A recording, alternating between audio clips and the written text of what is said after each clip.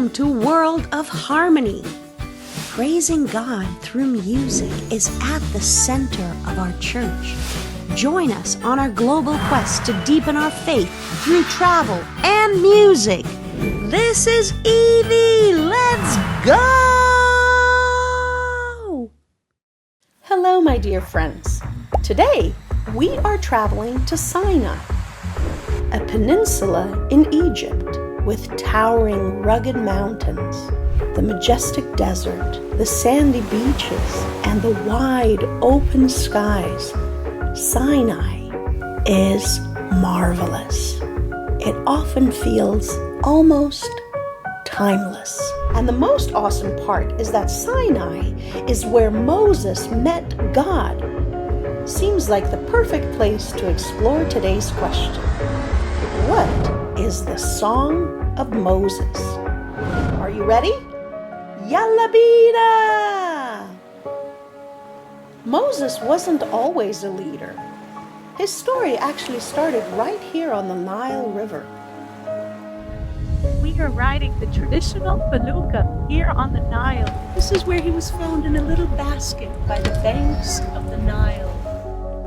God had plans for Moses as he grew into a man, and we are heading to Mount Sinai, where our wild adventure truly begins. In Arabic, Mount Sinai is called Jabal Musa, which translates to the Mountain of Moses. Nestled at the base of this mountain is St. Catherine's, the oldest active monastery in the world.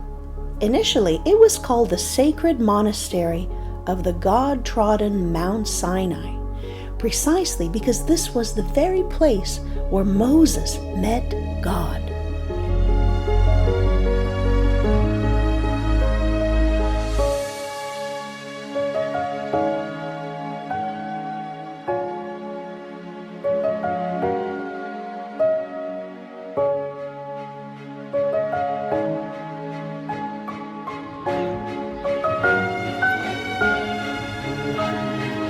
St. Catherine's is not just the oldest monastery still in use today.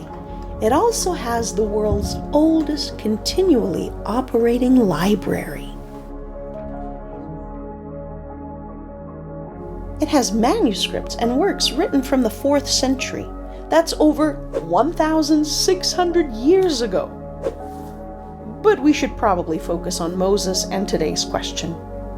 Yet how can I not introduce Father Justin, the monk, the librarian, the archivist, the legend? Friends, he's basically the guardian of this ancient library. All right, back to Moses. One day, Moses is taking care of his sheep and goats in the desert, and he sees a burning bush. And he saw the bush that was burning, but the bush was not being consumed by the flames. This was very strange, and so he went to near to see what this sight was, and that is when God spoke to him through the burning bush, "Remove thy shoes from off thy feet, for the place where thou standest is holy ground." And he commanded him to go back to Egypt, deliver the children of Israel from bondage, and bring them back here to this mountain. His mission was to save God's people from slavery.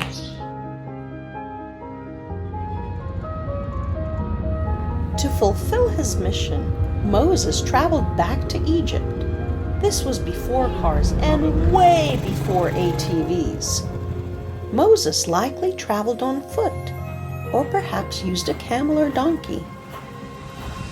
Once in Egypt, Moses had to return back to Sinai, this time with God's chosen people. It was a very long and difficult journey through the wilderness. They walked for days with the hot sun beating down on them, with no food or water in sight. But God was with them every step of the way. They finally reached the Red Sea, but Pharaoh's army was chasing them. They were trapped between Pharaoh's army and the Red Sea with no reasonable way out. We're standing right at the edge of the Red Sea, where something truly incredible happened. Moses raised his staff, and God parted the sea.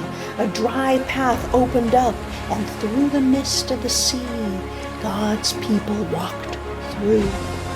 When the Pharaoh's army tried to follow, the sea came crashing down, and they were defeated.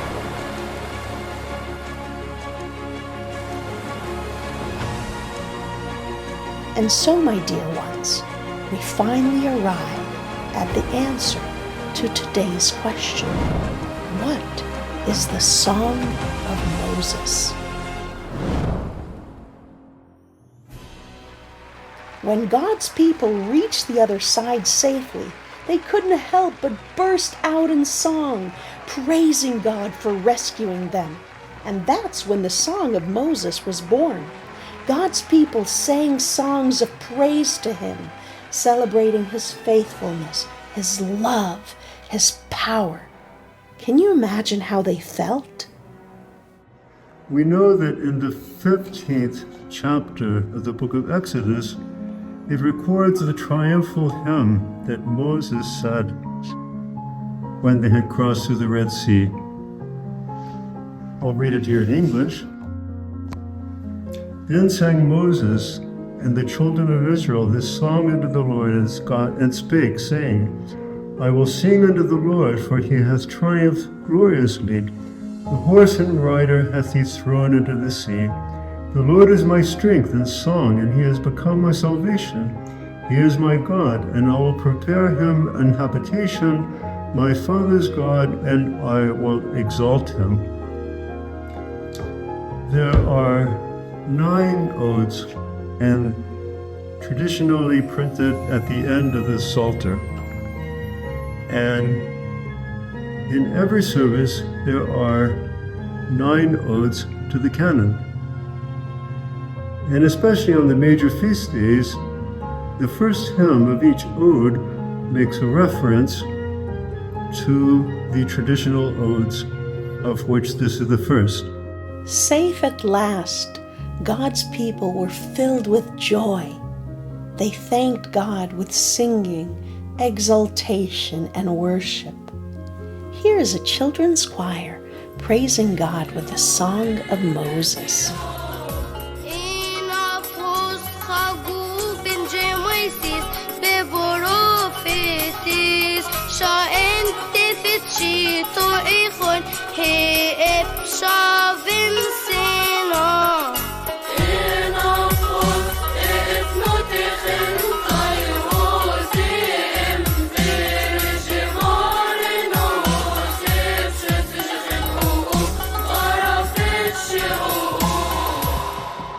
After the triumphant crossing of the Red Sea, Moses led God's people through the desert. Once they reached Mount Sinai, Moses climbed to the top of the mountain where he spoke with God, where he received the 10 Commandments. We too decided to trek up the mountain. We started our hike at midnight and reached the top in time to catch the sunrise. My friends, we are at the top of Mount Sinai. Isn't this breathtaking? This is where God gave Moses the 10 Commandments. As we walked on the ground where Moses once walked, we were overwhelmed with the quiet beauty and the majestic vastness of God's creation. We experienced the Song of Moses and rejoiced in God's faithfulness, mercy, and love. Let us sing to the Lord, for he has triumphed gloriously. The Lord is my strength and my song, and he has become my salvation. He is my God, and I will exalt him. The Lord shall reign forever and ever.